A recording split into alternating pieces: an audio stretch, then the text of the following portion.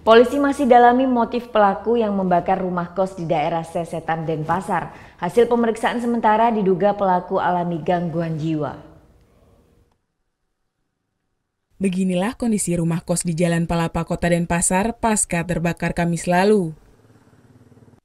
5 kamar kos hangus terbakar, hanya menyisakan puing-puing bangunan.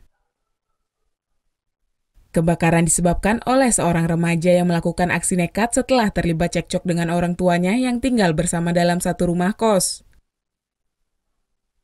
Polisi masih mendalami motif pelaku. Dari hasil pemeriksaan sementara, polisi menduga pelaku memiliki gangguan kejiwaan. Benar deh ya, jadi dari informasi tetangganya sama yang memiliki kos-kosan tersebut bahwa 1 minggu terakhir ini kayaknya si pelaku mengalami depresi berat sehingga tingkah lakunya, kata-katanya tidak sesuai dengan yang semestinya dilakukan gitu.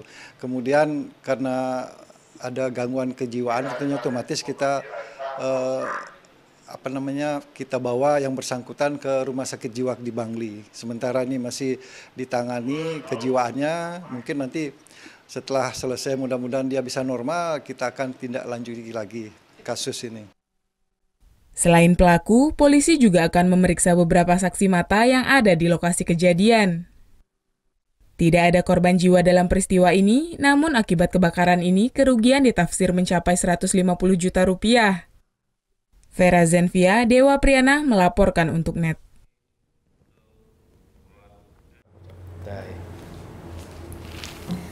Udah selesai kan nontonnya? Nah, jadi jangan lupa buat like, komen, dan subscribe ya.